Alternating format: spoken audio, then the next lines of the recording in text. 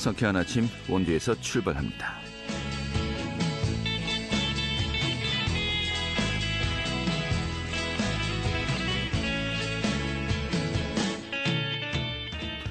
안녕하십니까. 1월 18일 수요일 아침에 인사드리겠습니다.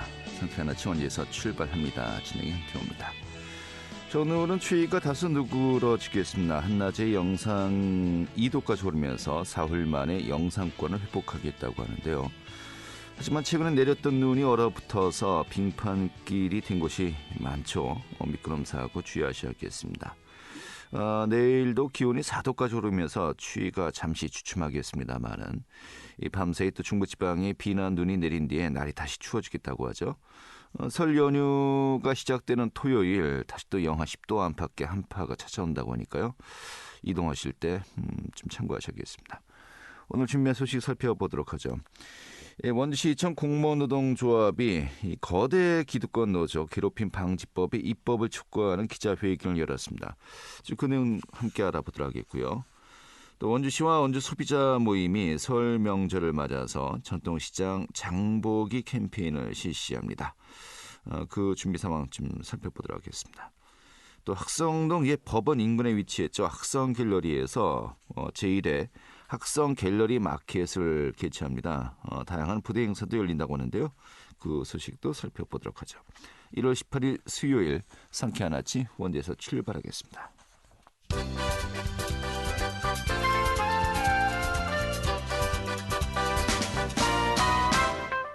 오늘의 뉴스입니다. 정부가 실내 마스크 착용 해지를 검토하고 있는 가운데 각 시군에서도 대책 마련에 나서고 있습니다. 강원도 내 각 시군은 코로나19 선별진료소의 운영과 자가격리 7일 등 코로나 관련 업무와 인력을 단계적으로 조정하는 방안을 검토하고 있습니다. 현재 강원도에선 신규 확진자와 위중증 환자의 발생이 감소해 해제 기준을 충족했다는 분석이 나오고 있습니다. 김진태 강원도지사가 플라이 강원에 대해서 강원도의 직접적인 재정 지원에 대해 재검토하겠다는 뜻을 밝혔습니다. 김진태 지사는 지난 16일 강원도청에서 열렸던 기자간담회에서 홀로서는 자구 노력이 플라이 강원이 가시화돼야 한다라고 말했고, 강원도가 지난 몇 년 동안에 현금으로 지원한 것이 144억 원이라고 밝혔습니다. 다만 양양공항에 화물터미널 설치나 활주로 개선 등 시설 투자는 계속할 것이라고 덧붙였습니다. 오늘의 뉴스였습니다.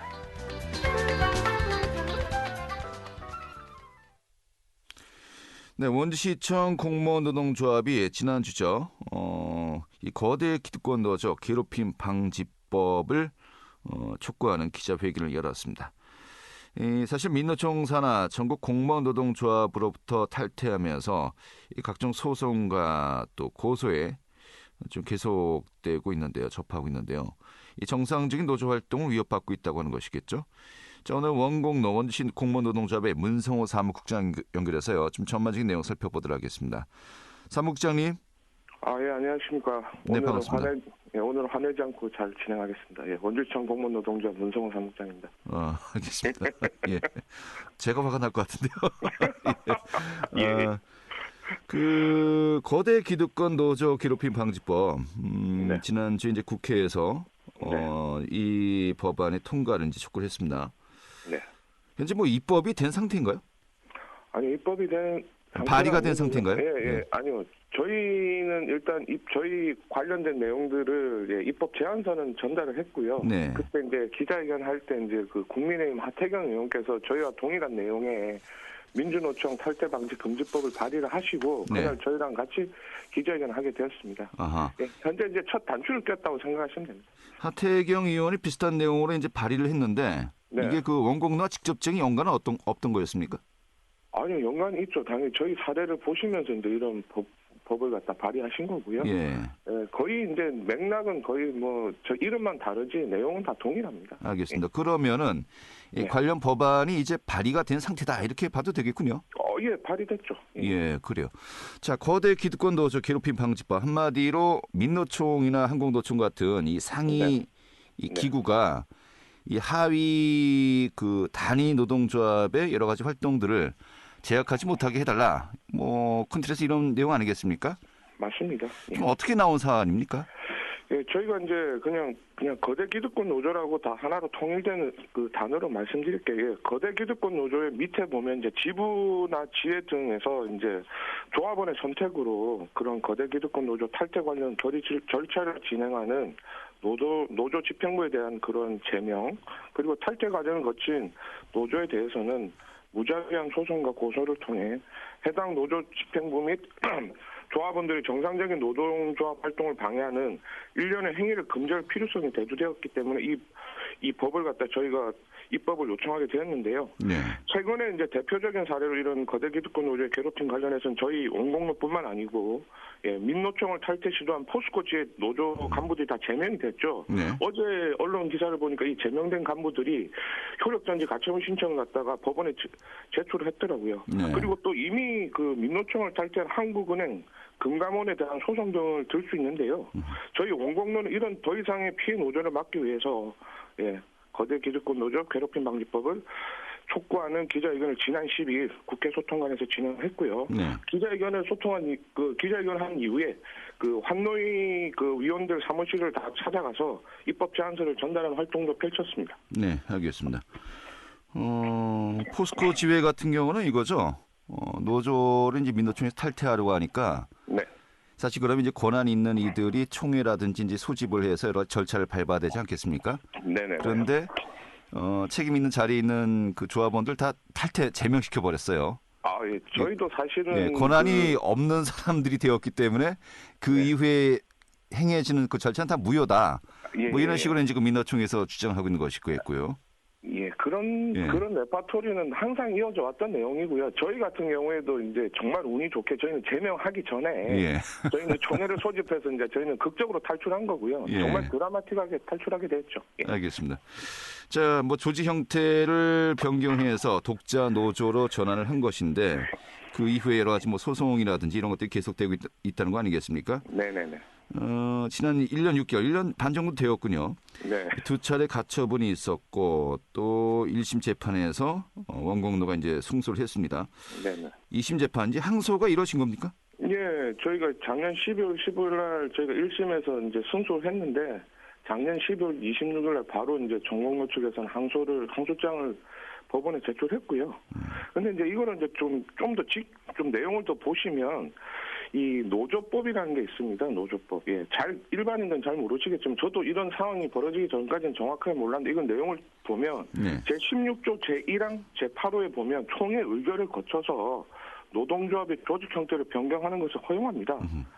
우리는 노조법에 맞게 탈퇴 과정을 진행했는데요. 그런데 거대 기득권 노조인 전공노는 자기들 규약에는 조직 형태 변경을 인정하지 않고 있다는 거죠. 그래서 개인적인 탈퇴만 가능하다는 그런 억지 주장을 거듭하면서 끊임없이 저희에게 소송을 통해서 괴롭힘을 주는 상황인데요. 정말 씁쓸한데 노조가 노조를 괴롭히는 시대가 되어버렸다고 볼 수 있습니다. 추가적으로 이게 억지 주장이라 말할 수 있는 근거는 가처분 1, 2심, 1심 본소송까지 모두 법원은 저희 원공노 손을 들어준 결과를 보면 당연히 다들 이해하실 거라 생각되고요. 그다음에 하여튼 저희는 의원이 여기에 대해서 결연히 맞춰 다 잘 대처하겠습니다. 네, 알겠습니다. 자, 그러면은 이런 가운데 이번에 그 해당 이 법안을 이제 촉구한 거 아니겠습니까? 이제 발의가 이제 되었습니다만은 구체적인 내용, 이 법률안에 어떤 내용들이 포함되어 있는 겁니까? 지금 저희 헌법에 보면 이제 근로자의 단결권을 보장해주는 내용이 명백하게 들어있는데요. 명확하게 들어있는데도 불구하고 그리고 또 좀 전에 얘기했던 노조법에도 총회를 거쳐서 조직 형태를 할 수 있다라고 돼 있는 그런 내용에도 불구하고 이 거대 기득권 노조는 이런 반민주적인 규약 규정을 가지고 계속 저희들을 괴롭히는데 이런 걸 하지 못하게 하는 재정을 금지 못하게 하는 내용들이 들어있고요. 특히 이제 이런 산별 노조, 거대 기득권 노조의 반민주적인 규약과 각종 규정들을 외부에다 공개를 하지 않습니다. 이분들이. 왜냐하면 그게 불공정하다는 걸 아니까 자기들도 이렇게 공개하지 않는 외부에 공개해라. 그런 내용들이고 그다음에 이제 정당한 절차를 거쳐서 조합원의 자유로운 의사결정상에 대해서 각종 소송과 고소를 하는 이런 행위들을 금지했으면 하는 거고요. 그다음에 이제 조합원의 자유로운 의사결정을 방해하는 각종 뭐 제명이나 이런 내용들을 제한하는 것이 주요 내용인데요. 한마디로 말해서 지금 현재 대한민국에서는 사용자에 대한 부당 노동행위를 금지하는 법만 있고 노조의 조합원에 대한 부당 노동행위 금지법이 없는 이런 아이러니한 상황입니다. 이런 상황이기 때문에 저희가 그걸 갖다가 해결하기 위해서 거대기득권 노조 괴롭힘 방지법을 입법 제안을 한 거고요. 알겠습니다. 예. 네. 뭐 하여튼 그런 상황입니다. 이러한 상황에 대해서 이제 그 현재 소송전이 진행이 되었었고 2심이 이제 예정돼 있는데, 네네. 그 한마디로 이거 아니겠습니까? 그 원주 공무노동조합은 이제 단일한 네. 지금 독립된 노조로 앞으로 이제 그 운영을 하겠다는 것이겠고, 네. 이 다툼의 그 주 목적은, 네. 그다음 민노총사나 이제 전공노에서는 아니다. 다시 민노총사나 전공노 지회로 들어와야 된다. 이 결론이 네. 이거 아닙니까? 네, 맞습니다. 근데 만약에 좀 네. 이해가 안 가는 것이, 네. 뭐 시간도 많이 흘렀고요. 이미 그 독립된 기구를 운영을 하고 있는데, 이게 그 화학적 결합이 이루어질까요? 만약에 그 전공노의 그 승소가 이루어진다면요?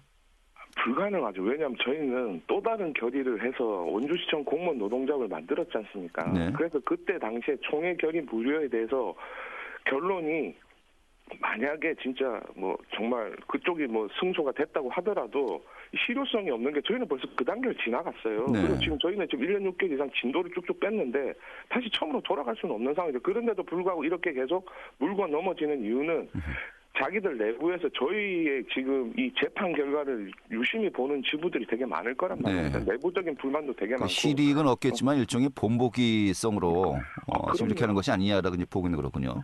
예, 당연하게 그렇게 보고 있죠. 저희들이 판단할 땐 그런 거고. 지금 저희는 사실 전공로에 제안하고 싶은 게 2심이 만약에 저희가 이기면 대법원까지 한번 갔으면 좋겠습니다. 그래서 이 사례를 판례로 그냥 만들어서 예. 했으면 좋겠고, 더 아이러니한 거는 이 조직 형태 변경이라는 게 노무사 시험에서 단골 기출 문제입니다. 이게 당연히 된다고 나오고 있거든요. 2016년 판례에도 나와 있어요. 그럼에도 불구하고 자기 규약에는 그런 내용이 없다면서 지금 이런 의미 없는 소송들을 하면서 사회적 비용들을 양산하는데, 저희가 이거에 대해서는 확실하게 저희 말고 다른 추가적인 피해자를 막기 위해서 저희가 이런 입법 활동들까지 하게 되었습니다. 알겠습니다.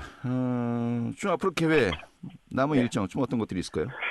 예, 일단 먼저 저는 이제 여기 듣고 계신 애청자들한테 한번 질문을 던지고 싶네요. 대한민국은 법치국가일까요? 아니면 거대 기득권 노조의 규약 국가일까요? 여기에 답이 있다고 봅니다. 당연히 대한민국은 법치국가죠.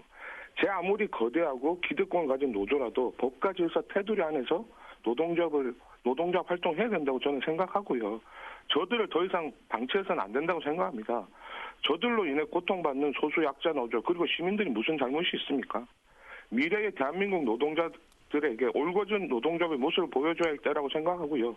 관련해서 다시 한번 국회의 신속한 입법을 촉구합니다. 또한 이번 국회의사당 소통관에서 기자회견 열게 만들어주신 국민의힘 지성 의원님, 그리고 함께 기자회견을 해주신 하태경 의원님과, 그리고 보이지 않는 곳에서 물심양면 원공로를 챙겨주신 우리 지역에 계신 박정아 국회의원님께 깊은 감사의 말씀을 전하고요. 끝으로 저희가 지금 원공로는 거대 기득권 노조 괴롭힘 방지법 입법에 관한 청원을 국민동원 청원에서 동의 진행 중이거든요. 많은 분들이 함께 해주셨으면 정말 감사하겠습니다. 네, 알겠습니다. 자, 이제 뭐 시작인데 이 국회에서의 논의는요. 그런데 뭐 의석 구조를 보면은 민주당이 뭐 압도적 다수 아니겠습니까? 네. 국힘은 거기에 비해서 좀 열세일 수밖에 없는 것이겠고요. 네. 좀 아무래도 그 의석 배분을 보면은 이 법안이 좀 통과되기는 좀 힘들지 않을까? 이제 볼 수밖에 없을 것 같은데 어떻게 판단하십니까? 저는 이렇게 생각합니다. 지금 그 정의당과 민주당에서 노란봉투법을 갖다가 입법을 발의를 했지 않습니까? 네. 근데 그 내용을 보면 이제 그 사용자 측이 이제 이런 노동자를 갖다가 이제 압박하는 수단으로 거액의 손배소를 갖다가 제기해서 노동자 활동을 위축하는 것에 대해서 방지하겠다는 법으로 노란봉투법을 갖다 입법을 했어요. 네. 근데 잘 보시면 그 피해를 본다는 분들이 또 다르게 누군가에 피해를 주고 괴롭히고 있지 않습니까? 그럼 이쪽에 있는 또 하나의 법의 사각지역에 있는 이쪽 쪽을 국민의힘에서 입법을 지금 발의했으니까 여야 협치를 통해서 노란봉투법과 우리 거대기득권 노조 괴롭힘 방지법, 원공로법 두 개를 같이 동시에 처리하면 되지 않을까 그렇게 생각합니다. 그렇게 하면 지금 뭐 국회가 지금 뭐 여야가 계속 민생 정치는 거의 외면하고 서로 뭐 그렇게 뭐 서로 싸우고 있는데 이게 하나의 또 새로운 물꼬가 트여지는 걸로 하나 기회로 만들어지지 않을까 그렇게 생각합니다. 알겠습니다. 이렇게 정리하죠. 잘 들었습니다. 네, 감사합니다. 네, 원주시 공무원 노동조합의 문성호 사무국장이었습니다.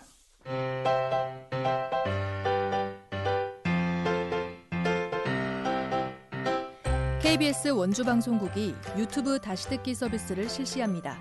매일 아침 강원 영서남부권의 뉴스와 정보를 전해드리는 상쾌한 아침 원주에서 출발합니다는 KBS 원주라디오 유튜브 채널을 통해 다시 들을 수 있습니다.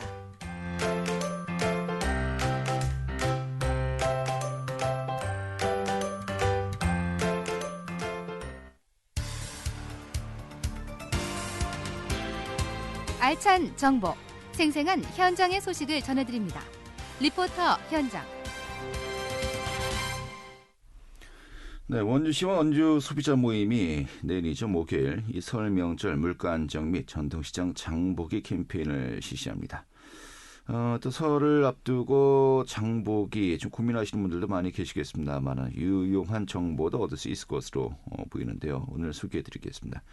추인의 리포터 어서 오시죠. 네, 안녕하세요. 네, 자, 설은 이제 며칠 남겨두지 않았습니다. 이런 가운데 설 명절 물가 안정 및 전통시장 장보기 캠페인이 진행되는데 좀 어떤 취지로 진행되는 겁니까?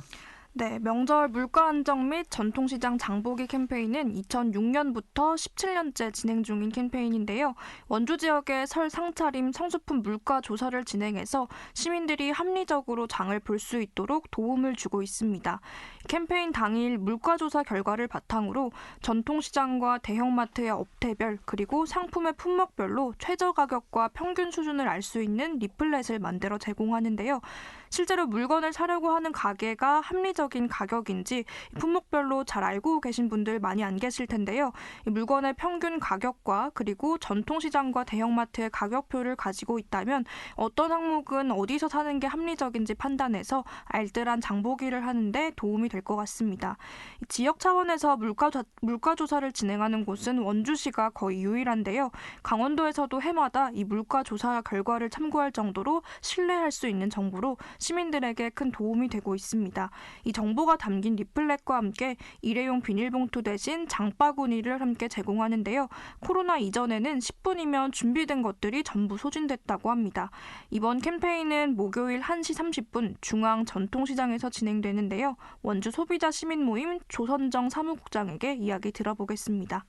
목요일 오후 1시 30분에 중앙 전통시장에서 진행되는 캠페인은 가격 비교 습관화로 합리적인 소비를 하자, 전통시장 이용은 지역 경제를 살려요, 검소한 철회상 우리 농산물을 이용합시다 등을 슬로건으로 원주시 경제진흥과와 함께 물가 안정 캠페인을 진행하려고 합니다. 소비자분들이 경제적이고 합리적인 선택을 할 수 있도록 도움을 드리고자 합니다. 원강수 시장님께서도 함께 행사에 참여하시기로 예정되어 있으니 시간이 되시면 중앙 전통시장에서 알뜰하게 장도 보시고 장바구니도 받아가시면 좋을 것 같습니다. 네. 자, 또 물가 안정 캠페인도 함께 경험하고 있지 않습니까? 물가가 많이 올랐습니다. 특히 어떤 품목들이 좀 가격이 많이 올랐는지 좀 통계치가 나와 있죠? 네, 전국적으로 물가가 많이 올랐는데요. 그중에서도 강원도는 전국에서 물가 오름세가 지난해 가장 가팔랐습니다. 강원도는 전국 평균보다 0.9% 높은 물가 상승률을 보였는데요. 원주 소비자 모임이 진행한 물가 조사에 따르면 가장 높은 상승세를 보이는 품목은 두부와 식용유, 쇠고기, 가래떡, 도라지, 밀가루였습니다. 러시아 우크라이나 전쟁의 영향으로 국제 곡물과 유류와 같은 원자재 가격이 상승한 걸 원인으로 볼 수 있는데요. 밀가루와 식용유의 가격 상승이 2차 가공식품 가격에도 영향을 미치면서 전체적인 가격이 높아졌습니다. 네, 그래요. 이런 가운데 장보기 팁이 있다면 어떤 것들이 있을까요? 네, 장을 한 번에 보는 게 아니라 구입 시기에 맞춰서 여러 차례 나눠서 장을 보면 오히려 비용을 절약할 수 있는데요. 과일류는 설의 당일로부터 4일에서 8일 전, 육류는 5일 전, 채소는 2, 3일 전으로 나눠서 구입하는 겁니다. 또 정부가 물가 안정 대책으로 농축수산물 할인 행사를 진행하는 곳들도 많은데요. 전통시장에서는 상품권으로 선 할인 구매에서 제로페이로 결제하면 30%까지 할인되는 효과를 볼 수 있고요. 또 마트에서도 20% 50% 할인 행사를 진행하니까 정부의 지원 정책을 활용하는 것도 장보기에 도움이 될 것 같습니다. 이 설맞이 장보기를 앞둔 시민들 이야기 들어봤습니다. 명절 제사가 굉장히 부담이 돼요. 그래서 물가가 지금 많이 오른 상태에서 또 시장을 장을 봐야 되고 가족들이 또 모이는 자리이기 때문에 근데 이제 국가적으로 다 나서서 물가를 조금 이렇게 조정을 해주신다고 하니까 일단 기대를 좀 많이 하고 있습니다. 너무 물가 올랐다는 게 진짜 절실하게 느꼈었거든요. 고기 용품이 제일 부담스러워요. 고기값이 제일 많이 비싸기 때문에 과일도 그렇지만 이제. 네, 다 부담스럽죠. 이번 설맞이 장보기 캠페인 좀 정보 정리하면서 마무리 지을까요? 네, 설명절이 가까워질수록 제수용품의 가격 상승이 예상되는데요. 한꺼번에 모든 재료를 구입하는 것보다는 앞서 말씀드린 대로 품목별로 나눠서 구입하는 게 비용을 절약하는 효과가 있고요. 전통시장에서 설 상차림을 준비할 경우 대형마트보다는 22% 그리고 중소형 마트보다는 16% 정도 저렴한 상차림이 가능합니다. 또 더 자세한 업체별 품목별 평균 가격을 비교하면서 합리적으로 장을 보시고 싶으신 분들은 목요일에 진행될 원주 설명절 물가 안정 전통시장 장보기 캠페인에 들리시는 것도 좋겠습니다. 네, 알겠습니다. 오늘 이렇게 정리하셔서 잘 들었습니다. 네, 감사합니다. 네, 추인의 리포터였습니다.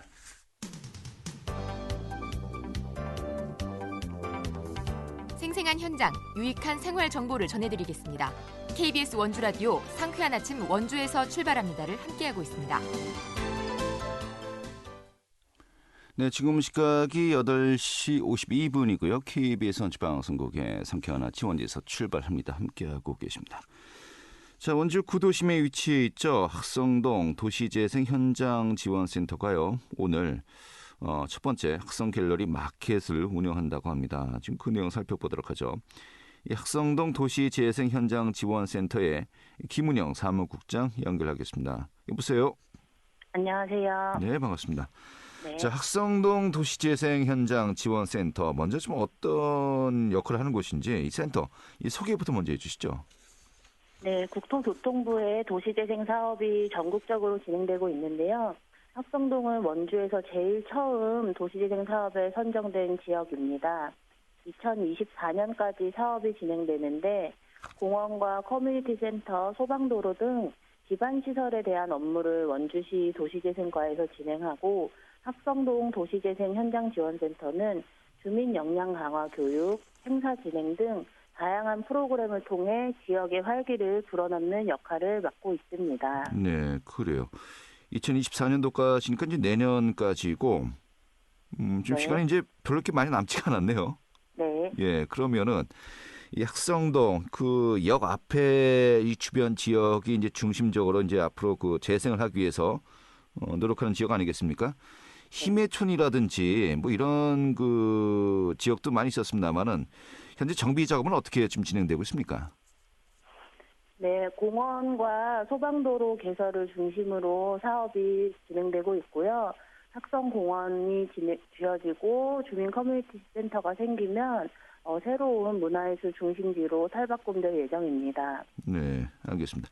자, 이런 가운데 학성 갤러리 마켓을 운영해요. 처음 이런 행사를 개최하는 것으로 알고 있습니다만은 이 학성동 도시재생 사업이 일환으로 펼쳐지는 거 아니겠습니까? 행사 소개 좀 장소하고 일정 좀 설명해 주시죠. 네, 오늘 진행되는 갤러리 마켓은 학성동 도시재생 사업의 일환으로 운영 중인 학성 갤러리를 홍보하고 마켓도 즐기고 또 전시 중인 작가의 작품도 함께 감상할 수 있는 기회를 마련하고자 진행되는 행사인데요. 남산로 211 학성 갤러리에서 진행되고 행사는 11시부터 2시까지 진행됩니다. 학성동에 갤러리가 운영되고 있는지 모르시는 분이 많으신데요. 이번 행사와 앞으로 또 진행될 행사들을 계기로 갤러리에 찾아오시는 분들이 더 많아졌으면 좋겠습니다. 네. 근데 앞으로 뭐 한 달에 한 번씩 주기적으로 열릴 계획이라고 들었습니다. 네. 또 이번 설을 맞이해서 떡국떡도 판매하고 또 선물도 증정한다고 하는데 좀 다양한 프로그램이 준비되고 있군요. 네, 국내산 떡국떡 2kg을 5,000원에 선착순 100분에게 판매할 예정이고요. 또 윷놀이 이벤트에 참여하시면 크고 작은 선물을 하나씩은 가져가실 수 있게 계획하고 있습니다. 또 역전시장에 입주한 도자 작가분들이 무료 물레체험도 진행할 예정이고 학성동 도시재생 사업을 통해 교육받으신 주민분들이 직접 운영하는 천연 양초 체험도 50분을 대상으로 무료 진행될 예정입니다. 네, 그래요. 학성동 2020년도 문체부 공공미술 프로젝트에 또 선정되지 않았습니까? 여러 사업들을 펼치고 있는데 이번에 공방 작가의 개인전 또 역전시장 입주 작가들과 함께하는 도자기 물리체험 이런 부분들도 현재 준비가 되고 있죠. 네, 현재 갤러리 진행 중인 전시가 역전시장에서 공방을 운영하고 계시는 김종률 작가의 개인전인데요. 어머니를 주제로 한 전시라 설을 앞두고 다시 한번 가족의 의미를 생각해보게 하는 전시가 될 것 같습니다. 또 공공미술 프로젝트를 계기로 역전시장에서 지속적으로 활동을 하고 계시는 작가분들이 도자기 작품도 판매하시고 토우와 물레체험도 무료로 진행해서 마켓 방문객들이 잠깐이지만 문화예술을 경험해보시게 할 예정입니다. 네, 이외에 좀 진행 중이거나 계획 중인 사업들 어떤 것들이 있을까요? 네, 현재 학성 갤러리에 대관 신청을 받고 있습니다.